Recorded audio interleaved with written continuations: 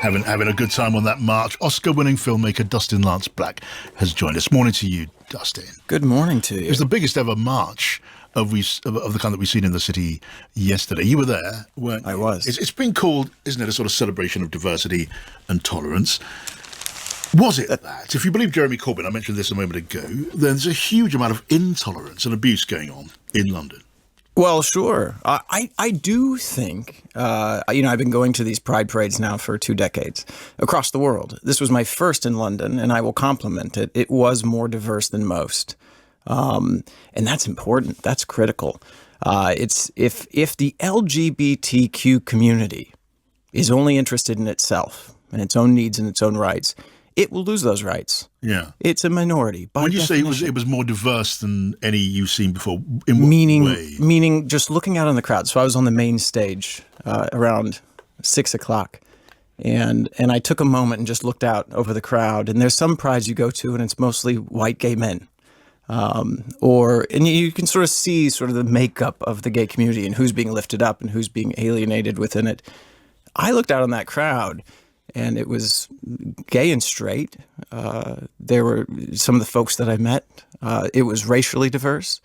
It was very young, but I also saw some people who were over 50, over 60, over 70, who had been engaged probably in the fight for equality, not just there to enjoy the day. And that was heartening.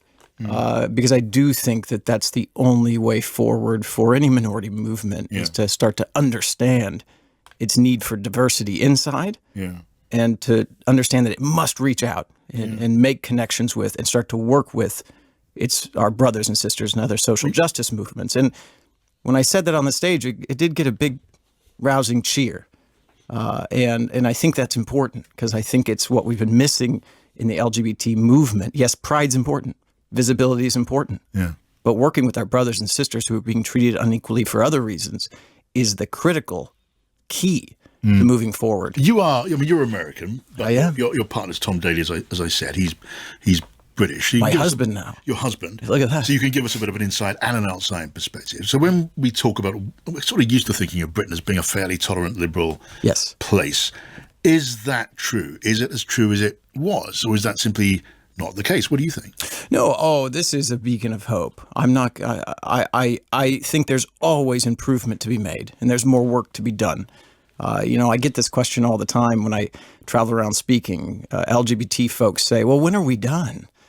And the answer is never. As a minority, you are always going to be defending your gains, and it's never done. And as long as you have neighbors who are being treated unequally in one way or another for how they're different, your work's still not done. Because that's a part of being in the movement. But that's okay not to be done. It's okay. The UK is in far better shape than most nations on the planet.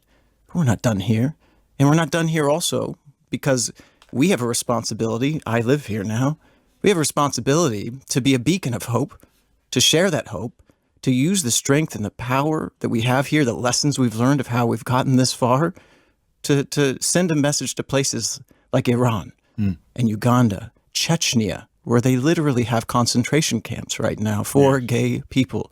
We have a responsibility to shine light on those issues because it is that light which will make... I mean, no one sane could compare Britain today, still less London today, with the places you mentioned there, obviously. But you'll see, because you know how things go in this country in recent times, how the leader of the Liberal Democratic Party in this country, we got the guy who may be the next leader on the show in a little while, so it's Cable. But the last leader, Tim Farron, he had issues in this area which had to do with his religious conviction. He did. And no one ever really accused him, as far as I'm aware, of trying to compel people to share those views. But they caused him a certain amount of embarrassment in the election, and he gave that as one of the reasons, Lance, why he stood down as leader at the end of the election. It must have also had something to do with the fact that they had a dire election result. But there was also that, and he mentioned that.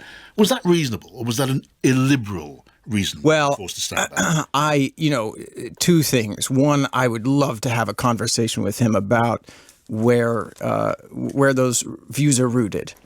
And just to talk about, perhaps the damage that might cause and the hurt that might cause. But I gotta say, the fact that he said, I have these beliefs, but I don't believe we should be ruling with these beliefs. Yeah. These are my religious beliefs. Yeah. They are my own. I don't think we should be legislating out of them. I don't think everyone has to believe them. Yes. I believe in the equality of people who think differently than me. So that was in your I view, think- that was I an think we need- intolerant view of his own private I view. think we need more of that from folks who come from a place of belief, to understand that is their belief. Yeah. It is not what they should legislate from and not what they should lead from. So coming from America right now, where people are trying to legislate from and lead from belief and religion, that was a breath of fresh air. Now, I still want to talk to him about his beliefs. Maybe we can fix that up sometime. I would love We've got it. Miranda I think here. that would be constructive. Miranda, your Be roots good- go be a back good into the Liberal debate. Democrats. It would be. What do you Yeah. think? General social attitudes to gay people have changed in really the last few decades. Is so dramatic. Including and we're all belief, catching up in a sense. including religious belief. You're seeing people of faith coming around to a place of acceptance, not just tolerance, and that's new. That's happening in the past 5 years. And you saw people in the parade yesterday, people of faith from really every faith, Muslim, Christian. I think it was The story quite hasn't interesting finished, what you has say, it? Lance, about the inclusivity is a two-way street.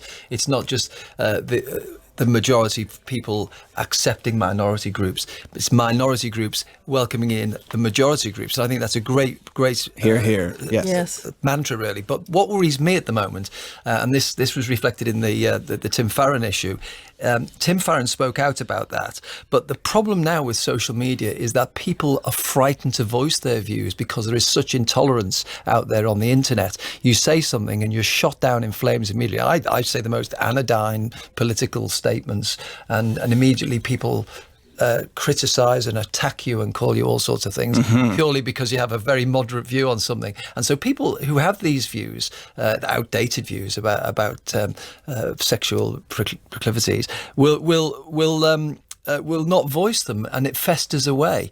And it's much better. I just wonder whether the way people are so intolerant on social media these days is so is a hurtful. threat to gay rights. Don't you ever just want to unmask it? Yeah. And everyone has to have an actual photo of themselves and a real name. It's if you're going to say these things, represent them, own them.